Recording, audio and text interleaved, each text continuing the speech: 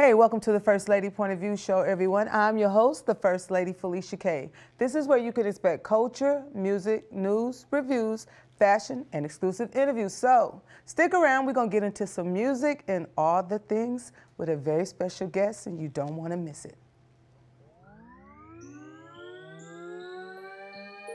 You tuned in. It's the First Lady Point of View. First Lady Point of View. You tuned in. It's the First Lady Point of View. First Lady Point of View. Culture, music, news, reviews. You tuned in. It's the First Lady Point of View. You tuned in. First Lady Point of View. It's the First Lady Point of View. Tapped in, yeah, we always on time.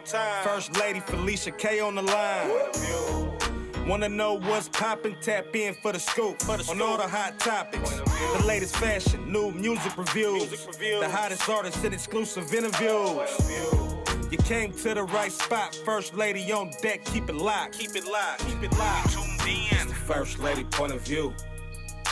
First Lady Point of View. You tuned in. It's the First Lady Point of View. First Lady Point of View. Culture, music, news, reviews. You tuned in. It's the First Lady Point of View. You tuned in. First Lady Point of View. Welcome back to the show, everyone. Today, I am excited. We have an artist, right? And you know what? I'm gonna just introduce her. Her name is Melissa Corona, and she is a lead vocalist for the Sugar High Band, but she also ventures out on her own. Yes, I do. And she does something that I think is extraordinary. First of all, Melissa, we're gonna get into that. Tell everybody where you're from. I'm from the Sugar High Band in Sacramento, California. I grew up in West Sacramento, just right on the other side of the Gold Bridge. Lived there my whole life. Born and raised? Born and raised. My mother was born and raised. My wow. grandparents moved there in the 50s to start their family, and we've been there ever since. Okay. Yeah. So I want to talk to you about a tribute that you do, but Okay. I also want to ask you first and foremost, how long have you been singing? I've been singing my entire life, literally. Like, you know, I hear the stories from my aunts about the songs that I would sing at 2 years old, and they would say, she's doing that right. So by the time I was 6, I was on stage, and I continued pretty much pretty much until now. There were breaks throughout, you know, I had my kids young, so I stopped singing for a few years during that. When I was in high school, I stopped singing for a little while. Really? You know, it's so overwhelming to be a teenage girl, and then on top of it, to have extra attention was not for me. It was just not for me. But so during those years, I wouldn't say that I'm shy. I'm super outgoing. You know, I love having conversations with people. Part of why I love Sugar High Band so much is because we're a group. It's not me and Sugar High Band. It's I have my team, and I know I'm always good. Being like the sole focus can be uncomfortable for me at times, but why do you think that is? I have no idea. And I'm fine. I've been doing it my whole life. Right. But when I'm the most comfortable is when I know I got my guys with me. Ultimate team player. And we're the team. Yeah. That's it. I love that. Yeah. I could definitely respect that. Now, this is going to be a little off the cuff because you mentioned like starting your family, so you took a break for a while. Do any of your kids possess the vocal Yes, gene? they do. Oh, how many of your kids I would say all of them in some form. Okay. Yeah, okay. we have like super creative kids. My youngest especially has like this beautiful voice. One of my daughters has a beautiful voice. We're always trying to kind of gear her in the direction and say, hey, you know, maybe you come and do some songs. She's a great singer. My son did Performing Arts High School. Everyone is creative and crafty, and we build things, and so, you know, they're a cool little group of kids. Okay. I mean, they're adults. 5 of them are adults, but. So now that brings me to, well, I guess you could say this will probably be the first question. Okay. Is what inspired you to go out on them and become a singer, like as your passion? Like, I'm out here now, I'm embracing it. Here it is. I would say that's kind of a two-part. There was like my childhood musical experience. I loved singing. Okay. I enjoyed every minute of it. I would literally come home from school and I would go into my laundry room with my little karaoke machine, back when you had to hold down like the play and the record at the same time. At the same time. I would put in a tape and I would sing and I would record it and then listen to it, and I'd be like, you need to fix this and this and this. And I'm 8, 9, 10, 11. Taught myself how to play the piano. You had an ear for it. Oh, man. Okay. I would come home from school and play the piano, and my little sister, she's 5 years younger than me, she'd be like, Mom, make her stop, you know? So I just really got a lot of joy out of it. I didn't really understand at that age where that joy was coming from. I was a kid. It was fun. I got to go do, you know, performances and little things like that. When the city of West Sacramento became a city in 1987, I got to be like the singer at the inauguration. I was like 10 years old, you know. But the second half of that as an adult, because I did stop singing for, you know, a good probably 6 years or so, when my kids were very young, I had 3 kids very young. I mean, I'm talking like by the time I was like 24 years old, I was a single mom, divorced, and my middle daughter she was diagnosed with autism. Okay. And it was pretty severe. I mean, you know, to this day, she's 25 years old now. She needs around the clock care. She needs, you know, we kind of build our lives around what my daughter Alina needs. So when I was about 25, my girlfriends, knowing that I was, you know, struggling, going through all these things, trying to figure out how to be, you know, not just a mom to 3 kids by myself, but to navigate autism at a time when no one even knew what that word meant. Autism was not 25 years ago how we talk about it now. Right. So my girlfriends convinced me to get back into music. So we literally, like old school, we're flipping through the phone book and we're like going down the line and like, here's a recording studio in downtown and here's one in Folsom, and we'd call and we'd be like, my girlfriends literally were out on a limb. They'd be like, she needs to be singing. What do we do? Some of them would have us come in and I'd do like tracks for local rappers and, you know, stuff like that. And eventually I auditioned for a band called the Midnight Players. They're an old school R&B band here in Sacramento. They started in the 70s. They still to this day perform. In fact, I just set in with them last weekend on Saturday. How was that? Oh, it's like being at home with your, you know, with your uncles that you haven't seen, and you know, we keep in touch and we work together every opportunity we can. But to have that experience, to go, I went in there having not sang in years, I had never been in a band with live music. I had no clue what I was doing. My life was an absolute mess. And they gave me a shot, and I sang with them for close to 15 years. Wow. Yeah. Amazing. Yeah. And Talk about gamble on yourself. I'm telling you. And at the time, I didn't really know that it was, you know, a gamble on myself. As I got to the end of my time with them, I decided to start Sugar High because honestly, I wanted to be the boss. I wanted to do things my way. I wanted to challenge myself. I had a vision for what I wanted the show to look like, and I had no idea how to get there. But I was going to do it anyway. And what I learned from my daughter's autism, from, you know, going through hard things in life and depression and all the twists and turns that life can throw to you, back to your question of why I do this, because for me, it is the only thing that I can find next to watching my kids do great things that makes me feel better. And I kid you not, it is that simple. It's the only thing that I can do where I can walk off the stage and go, I had no idea how much I needed that. Yeah. I feel better. And I feel like when I see people in the crowd and I get to engage with them, in my imagination, and I hope in reality, they feel a little bit better too. Yeah. And we just had this like exchange in this moment, and you can't recreate that anywhere. Nope. Not with recorded music, not with a conversation. There's just this magic thing that happens when a performer and a crowd have the same love for music, and you have that exchange, and it's just, that's the epitome for me. Music is a universal language that can bond polar opposites. Everyone. Yes, Everyone. And I love that. And that's exactly what our goal is. That's why we do what we do. We want to make sure that we do stuff that includes everyone, and we just want to create like moments in our show that people walk away and feel like they remember. I've experienced that. I'm I've so glad recently you got hear a chance that. to experience Oh, that, that makes me so live happy. in rare form, and Yeah. I am so grateful that I Yeah. got to see that. I'm I so took my glad. older sister for her birthday, and she could not stop talking about it. She was all like, "Oh my God, I never heard of them, and I love them. You said that they were great, but you didn't say they were that good." I said, "I told you, I told you." So yeah. Now you just said something that sparked my interest that I Okay. didn't know. Yeah. You are the founder of Sugar High Yes. Band. Do Yes. tell. What?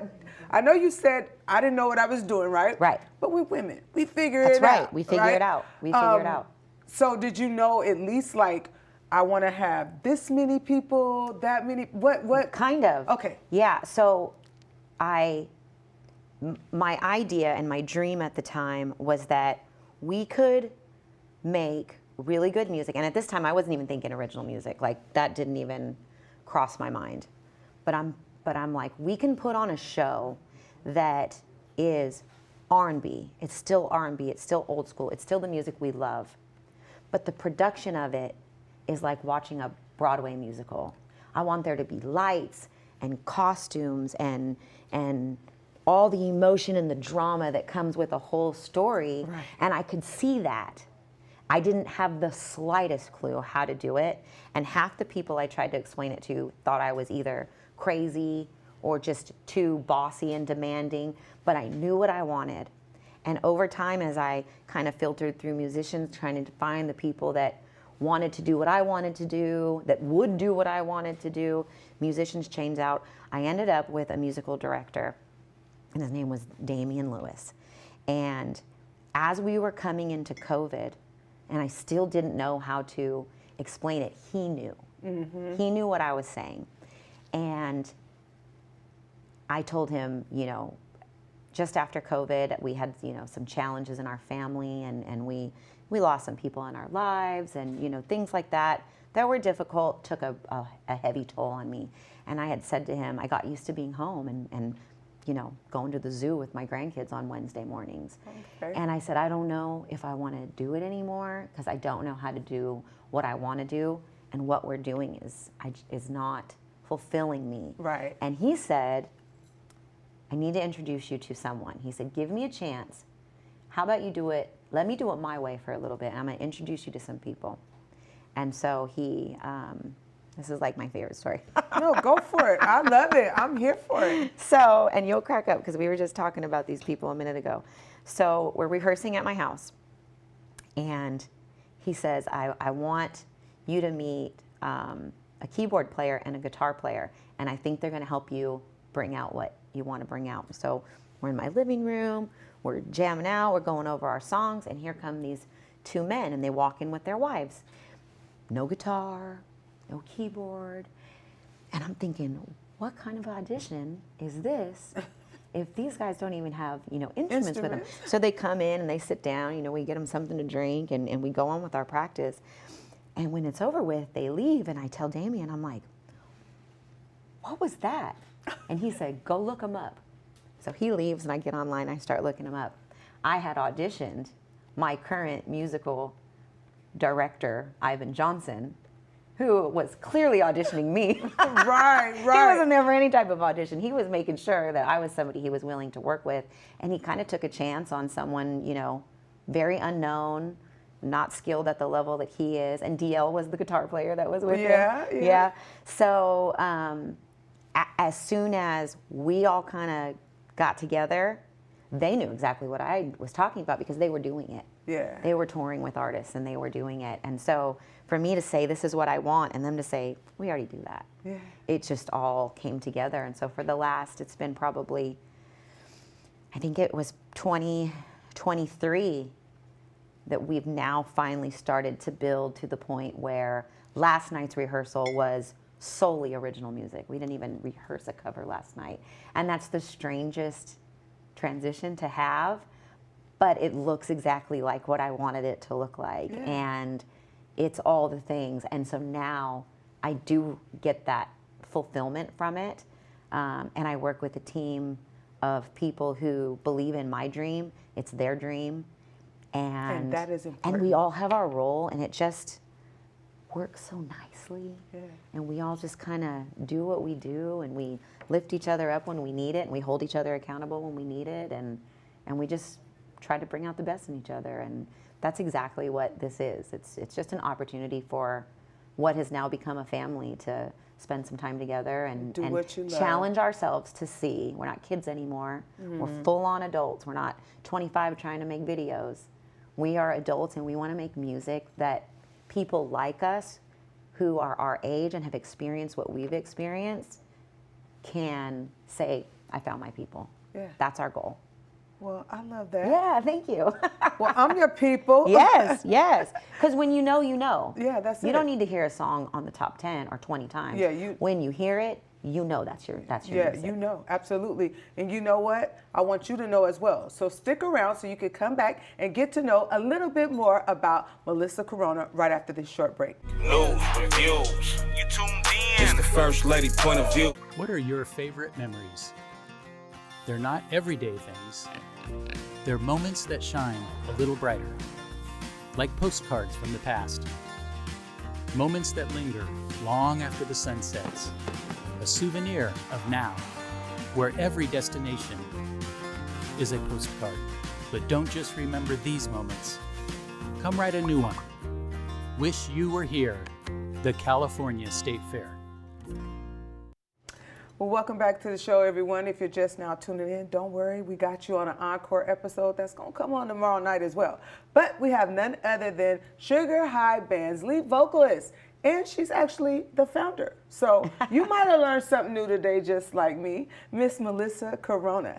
Okay, now I want to get into a little bit about, you mentioned covers, right? Yes. And now we're getting out there and we kind of letting the security net go, if you will. Oh, yes. And we're doing more original music. But I know one of the covers that you do that you're like really famous for is Adele. Adele, yes. Tell everybody, how did that come about? What made you, other than the appearance? Because Yes. I know people probably, as soon as I said it, they probably was like, that makes sense. We get that a lot, a lot. I mean, I could be, you know, at a show, we could be doing a live and people will be commenting the same thing.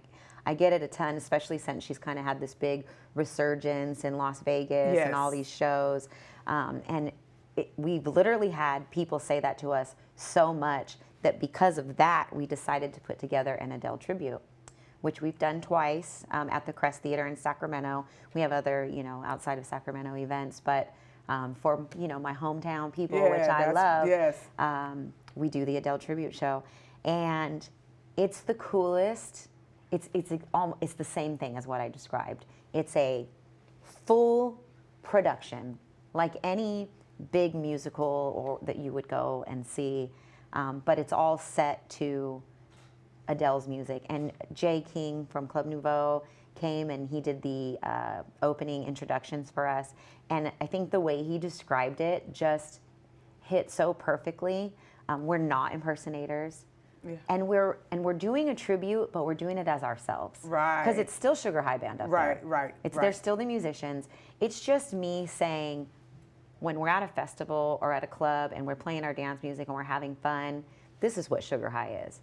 But there's also other moments in your life that you need other types of songs for. And as I learned Adele's music, that became, for me, what that was. It was another outlet, another expression of songs that, you know, we don't sing along as sad songs. Yeah, yeah. And this was like so emotional for me because as I'm singing these songs, I'm relating them to my life and Right. what I'm going through. You know, any woman tells a story, more than likely all women find something that we Something they can resonate connect, with yeah. in there. And that was really my experience with going through her catalog of music and getting to choose my favorite songs and what I wanted to include in the show. Okay. Yeah. Now, you do a mean Coco, SWV. Oh. Let's get into that I love now. SWV. Yes. Listen, I grew up in the 90s. Okay. So that's just all there is to it. It's you simple know, as that. Yeah, I can listen to, you know, the generation above me say, oh, you know, Marvin Gaye or Earth, Wind and Fire, that's my music. and it's all our music. It's It's my all our music music, too. yeah, We I love mean- that. We grew up on that as well, and you know that can happen the same with the '80s. But for me, I graduated from high school in 1996. Okay. Don't play with me with the '90s music. That's your baby. And to me, I'm like so proud to be from that era. Heck yeah. You know, we were the last generation to like ride our bikes and have to come home when the street lights and not have cell phones in high school and listen to music that was challenging politics before that was a thing. Yes. You know, challenging Public the way we Enemy, think. yeah. All of it. And Yeah. I love that. Yeah. You So could glad tell. I wasn't born in another time period. Yeah, you get down on that SWV. I'm like, okay, you better go, Melissa. Oh my gosh, when I was in 8th grade, I remember my 8th grade class trip. We all took a bus out to, you know, the school does a little organized celebration day, and we all went back then to Great America. And they used to have the little recording studio in there. Oh, yeah. And I remember all my friends back then, we were all counting our little dollars so I could go in the recording booth and record Week. Oh my God. And look, And we did. look, they had your back though. Yes, they Like, did. Let's get this money And you know together. what? Being from a small town like that, they still do. Yeah. We have so many people that still support after, you know, I've been singing for 40 years almost. Yeah. So, Wow. yeah. You don't look like it though. Thank you. So what has been what would be one of the things that you would say has been the biggest challenge for you being in the front as a solo artist? You know, I would say coming into the role of being a lead singer, I was 25. And, you know, when you're 25, you can stand in your high heels all night. You can, you know, we're just different. And as I got older, as my body changed, as I started to go through, you know, all the things that we go through as we age, you know, I'm almost double the age now that I was when I started. And one of the challenges for me was to come to terms with the fact that I'm not a 25-year-old, and I'm a grown woman with a grown woman body, with a grown woman mentality and hormones and all those things, and to make my peace with knowing that I want to go out there and represent all the women like me. Right, right. Regardless of, does my butt look too big in these pants? Probably, It but they'll might, get over but it. it is. And it is what it is. And we don't all have to fit, especially in music. I think as a younger woman, I was discouraged from pursuing music professionally because it seemed so superficial and like those things mattered. And it only matters if you allow it to. Right. For us, it's about the music. And if you want to have a good time, come to Pull our up show. on us. I know that's Come right. to our show. I know that's If right. you leave without a smile on your face, So what would you say is something that you want people to take away from your show when they leave? What's the ultimate thing that you want them to say, I got that there today? I 100%, no question, no doubt, when I do every show I do, whether I'm doing a solo little winery acoustic show or I'm on the big stage with the band, my 100% belief is 1 hour from now, 2 hours from now, however long the duration of this event is, I can guarantee you're going to feel better when you leave here than when you got here. And when you wake up tomorrow morning, you're going to feel even better. Maybe a little hungover depending on how much you drank. But from what you got from our show and from what we put into it, you're going to feel better. We all are. Okay. Because that's why we do this. Now, do you have a dream collaboration? Whether it's somebody sitting in on with your band, right? Or somebody that's a lead vocalist as well, male or female, that you would love to have an experience with, that I want to do. I do. Who would I that be? actually do. I have 2 artists that are probably 2 of my most favorite artists. They're, you know, they're both out of Sacramento, out of California. But one is a guy from Washington, the state of Washington, like Seattle area. His name's Alan Stone. Okay. And he's, you know, he's a pretty big musician, but I am so moved by his music. I would love to do something with him. The second is a reggae artist from New Zealand. Oh, wow. And his name's Sammy Johnson. He comes to Sacramento a couple times a year. We'll perform at like Ace of Spades. I think he writes the most amazing music. I love reggae music. But on top of it, his voice just makes me so happy. Or if he's singing a sad song, it makes me so sad. Like the emotion that I hear in his voice just, to me, is something very special. So I always joke with my husband, I'll be like, I'm going to do a song with Alan Stone one day. I'm going to do a song with, And it'll happen. you know, Sammy Johnson. I'm going to do a song with them one day. Yeah, it's going to happen. It's going Yeah. to happen. So where do you see Sugar High Band 5 years from now? What does that look like for you? We know exactly what that looks like. We are at an age where our kids are grown. So we love our lives. We love our homes. So we're not looking for, you know, fame and fortune, but we want to share our music with the people in the world. Absolutely. We want to have the community that we have, the fan base that we have in Sacramento, the relationships that we have with the venues and the promoters, and you know, the support that we have from people like Jay King to like really have our back and lift us up to be able to do what we do. I want that same experience in other cities across the United States, so when we get there, we feel like we're home again too. And I just want, you know, that's it. Yeah. I want to say we're in Philadelphia this weekend, and I want to, you know, it's coming. that's it. Yeah. Keep It's moving win-win. with Jay. Yeah, keep moving with Jay. You'll Yeah. get there sooner than Yes, later. I bet yes. you that. You know, speaking of Jay, you guys have a single that he wrote that We you do. recently performed. And We what's do. the name of that single? We've done two that Jay has written. The first one we did is called Falling. Okay. And it's a Sugar High Band. It's actually our first ballad that we've put out. It's a love song that kind of talks about every morning when I look at you, you know, that you keep me falling. And my husband and I sing that together. We're Yes. the lead singers on that. We got to do that at the Cameo show over at Old Sugar Mill. It's a song that he wrote.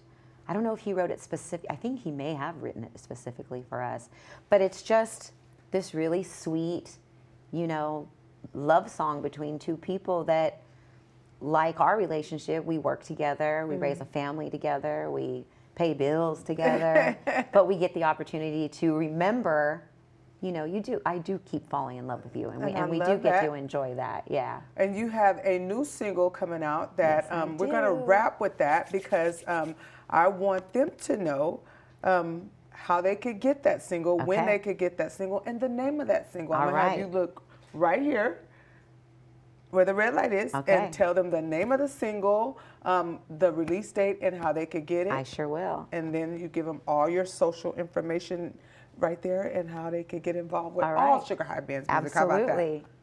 Well, this single, The Moments That You Were Mine, is going to be my first release as Melissa Corona, separate from the Sugar High Band, which, you know, a little bit uncomfortable for me, but we're still doing what we do. It was written by Jay King, performed by myself. Quintina Paris, a beautiful vocalist in Sacramento, did the backgrounds. It will be available on all the streaming platforms on July 13th.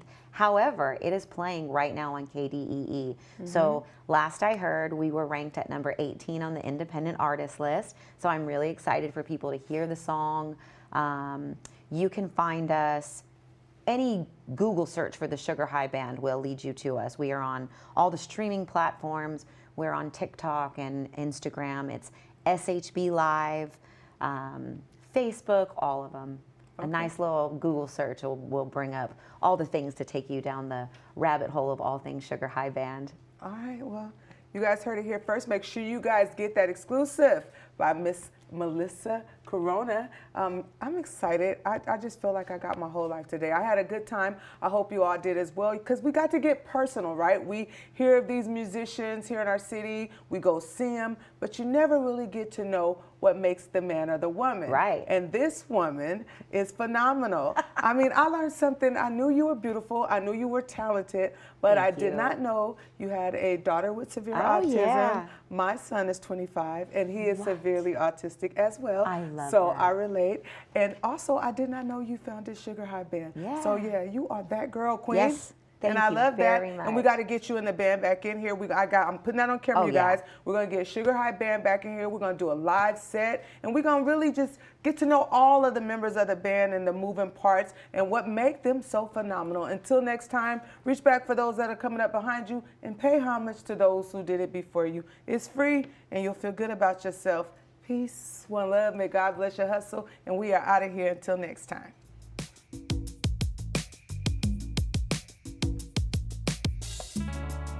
You broke my heart and my soul cried.